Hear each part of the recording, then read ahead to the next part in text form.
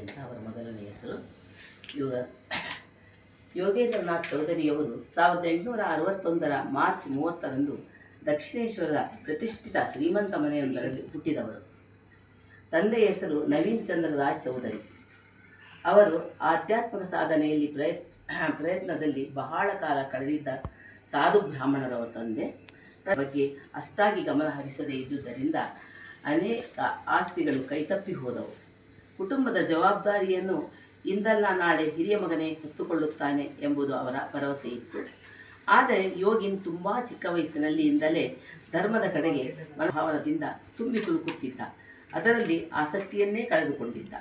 ಆಟದಲ್ಲಾಗಲಿ ಯಾವುದರಲ್ಲಾಗಲಿ ಆಸಕ್ತಿಯನ್ನು ಕಳೆದುಕೊಂಡಿದ್ದ. ಅವನು 5 ವರ್ಷವಿದ್ದಾಗಲಿದ್ದಾನೆ ಆಧ್ಯಾತ್ಮಿಕ ಇದರಲ್ಲಿ ತುಂಬ ಇರಲಿದ್ದ. ದೊಡ್ಡವನಾಗುತ್ತಾ ಅವನಿಗೆ ಕಾಳಿ ದೇವಸ್ಥಾನದಲ್ಲಿ ಒಬ್ಬರು ಶ್ರೀರಾಮಕೃಷ್ಣರು ಇದ್ದಾರೆ ಎಂದು ಗೊತ್ತಾಯಿತು. ಅವರನ್ನು ನೋಡಬೇಕೆಂಬ ಹಂಬಲ. ಆದರೆ ಜನರು ಅವರನ್ನು ಹುಚ್ಚರೆಂದು ಕರೆಯುತ್ತಿದ್ದರು. ಯಾರನ್ನ? ರಾಮಕೃಷ್ಣ. ಜನರಿಗೆ ಶ್ರೀರಾಮಕೃಷ್ಣರ ಬಗ್ಗೆ ಅಂತರ್ದೃಷ್ಟಿ ಇರಲಿಲ್ಲ. 17-18ನೇ ವಯಸ್ಸಿನಲ್ಲಿ ಯೋಗೇಂದ್ರನಾಥ ದಕ್ಷಿಣೇಶ್ವರ ದೇವಾಲಯದ ತೋಟದಲ್ಲಿ ಹೂಗಿಡಗಳು ಇರುವುದು ತಿಳಿಯಿತು. ದಿನನಿತ್ಯ ಪೂಜೆಗೆಂದು ಹೂ ತರಲು ಹೋಗುತ್ತಾನೆ. ಒಂದು ಕೋಣೆಯಲ್ಲಿ ಜನ ಕಿಕ್ಕಿರಿದು ಕೂತಿರುತ್ತಾರೆ. ಇದನ್ನು ಕಿಟಕಿಯಿಂದ ಇಣುಕಿ ನೋಡಿದ ಯಾರೋ ಒಬ್ಬರು ಮಂಚದ ಮೇಲೆ ಕುಳಿತು ದೈವತ್ವದ ಮಾತುಗಳನ್ನು ಹೇಳುತ್ತಿದ್ದರು. ಈ ಮಾತುಗಳನ್ನು ಕೇಳಿ ಮತ್ತೆ ಮತ್ತೆ ಅವನಿಗೆ ಅಲ್ಲಿಗೆ ಬರಬೇಕೆಂದು ಅನಿಸಿತು.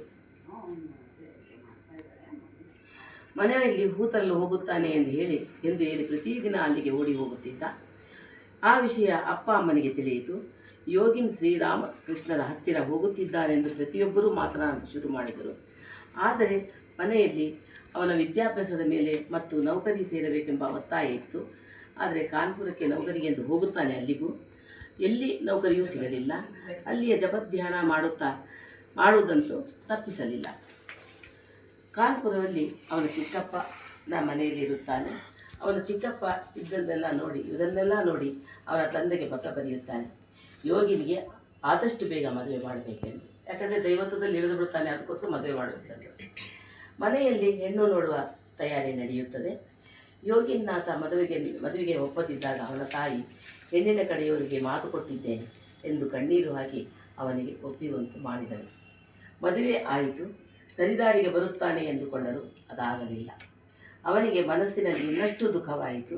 ಶ್ರೀರಾಮಕೃಷ್ಣರಿಗೆ ಏನಂತ ಮುಖ ತೋರಿಸಲಿ ಎಂಬುವ ಒಂದು ಆತಂಕ ಅವನಲ್ಲಿ ಮೂಡಿತು ಎಂದು ಅವನು ದುಃಖವಾಗಿತ್ತು. ಶ್ರೀರಾಮಕೃಷ್ಣರಿಗೆ ಹೇಳಿ ಕಳಿಸಿದರು. ಶ್ರೀರಾಮಕೃಷ್ಣರು ಹೇಳಿ ಕಳಿಸ್ತಾರೆ, ಮತ್ತೆ ಅವನನ್ನು ಹೇಳಿ ಕಳಿಸ್ತಾರೆ.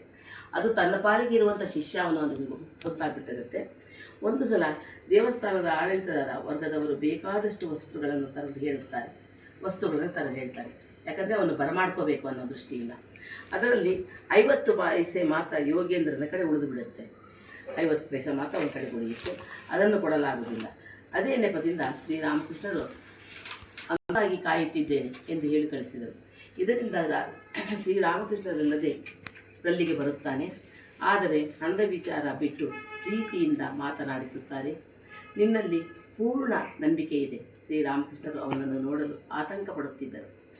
ಅವನು ಬರುವುದನ್ನು ಕಂಡು ಅವರೇ ಓಡಿ ಬಂದು, ನಿನಗೆ ಮದುವೆಯಾದರೇನಂತೆ?